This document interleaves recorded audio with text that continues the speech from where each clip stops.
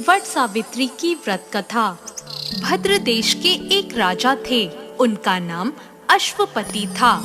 भद्र देश के राजा अश्वपति की कोई संतान नहीं थी। उन्होंने संतान प्राप्ति के लिए पूरे मंत्रोच्चारण के साथ प्रतिदिन 1,00,000 आहुतियां दी। 18 वर्षों तक यह क्रम जारी रहा।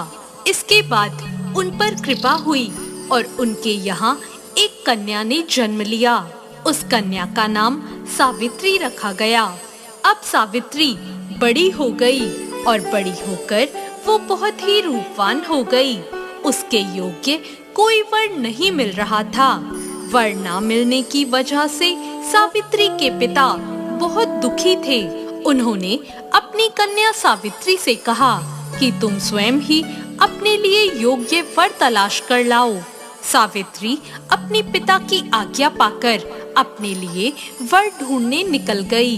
सावित्री तपोवन में भटकने लगी। वहाँ उसे सालव देश के राजा धुम्रसेन मिले। क्योंकि उनका राज्य किसी ने छीन लिया था, इसलिए वो वहीं रह रहे थे। उनके पुत्र सत्यवान को देखकर सावित्री ने पति के रूप में उसका वरण कर लिया। इसके बाद सावित्री घर लौट आई। सावित्री जब घर पहुंची तो उसने अपने पिता के साथ नारद ऋषि को देखा।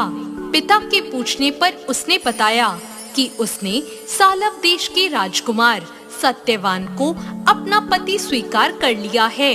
जब नारद ऋषि को ये बात पता चली तो उन्होंने कहा कि हे राजन, ये आप क्या कर रहे हैं? सत्यवान गुणवान है, धर्मात्मा है और बलवान भी हैं, पर उनकी आयु बहुत कम है।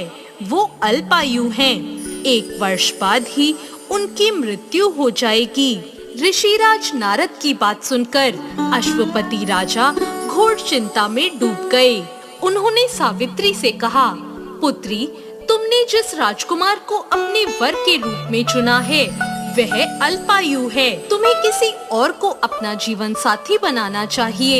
इस पर सावित्री ने कहा, पिताजी, आर्य कन्याएं अपने पति का एक ही बार वरण करती हैं। राजा एक ही बार आज्ञा देता है और पंडित एक ही बार प्रतिज्ञा करते हैं और कन्यादान भी एक बार ही किया जाता है।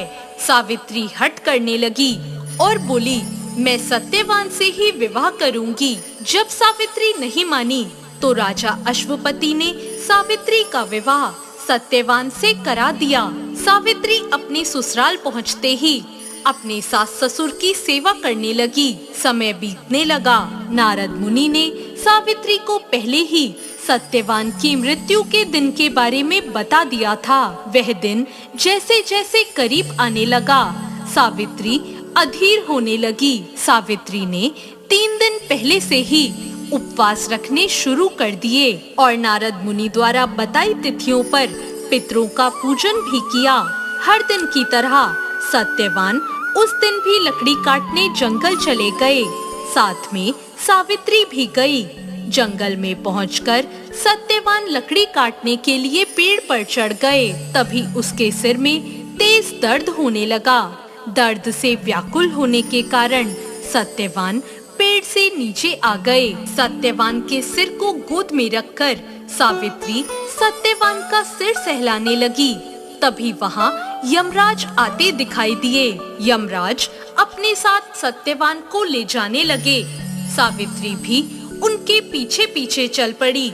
यमराज ने सावित्री को समझाने की कोशिश की कि यही विधि का विधान है, पर सावित्री नहीं मानी और यमराज के पीछे चल पड़ी। उन्होंने यमराज से कहा कि मैं सत्यवान को ले जाने नहीं दूंगी। सावित्री की निष्ठा और पति परायणता को देखकर यमराज ने सावित्री से कहा, हे देवी, तुम धन्य हो, तुम मुझसे कोई भी वरदान मांगो। सावित्री ने कहा, मेरे सास ससुर वनवासी और अंधे हैं, आप उन्हें दिव्य ज्योति प्रदान करें। यमराज ने कहा, ठीक है, ऐसा ही होगा। जाओ, अब यहाँ से लौट जाओ। लेकिन सावित्री अपने पति सत्यवान के पीछे पीछे चलती रही। यमराज ने कहा, देवी, तुम वापस जाओ। सावित्री ने कहा, भगवान, मुझे अपने पति देव के पीछे पीछे चलने में कोई परेशानी नहीं है। पति के पीछे चलना मेरा कर्तव्य है। सावित्री की ये बात सुनकर यमराज ने उन्हें एक और वर मांगने को कहा। सावित्री बोली, मेरे ससुर का राज्य छिन गया है, आप पुनः वापस दिला दें। यमराज ने सावित्री को यह वरदान भी दे दिया और कहा, अब तुम यहाँ से लौट जाओ। लेकिन सावित्री पीछे पीछे चलती रही। सावित्री को चलता देख यमराज ने सावित्री को तीसरा वरदान मांगने को कहा। इस पर सावित्री ने 100 संतान और सौभाग्य का वर मांग लिया। यमराज ने इसका वरदान भी सावित्री को दे दिया। सावित्री ने यमराज से कहा, प्रभु, मैं एक पतिव्रता पत्नी हूँ। आपने मुझे पुत्रवती होने का, संतान का वरदान दिया है। अब आप मेरे पति को कैसे ले जा सकते हैं? यह सुनकर यमराज को सत्यवान के प्राण छोड़ने पड़े। यमराज अंतर ध्यान हो गए और सावित्री उसी वट वृक्ष के पास आ गई, जहाँ उसके पति का मृत शरीर पड़ा था और सत्यवान फिर से जीवित हो गए और दोनों खुशी खुशी अपने राज्य की ओर चल पड़े। जब दोनों घर पहुँचे तो उन्होंने देखा कि उनके माता पिता की आंखों की दृष्टि लौट आई है। इसके बाद उन्हें उनका राज्य भी वापस मिल गया। इस प्रकार सावित्री सत्यवान हमेशा सुख भोगते रहे। तो ये थी वट सावित्री व्रत कथा। इस व्रत कथा को सुनने से और व्रत करने से वैवाहिक जीवन या जीवन साथी की आयु पर आया किसी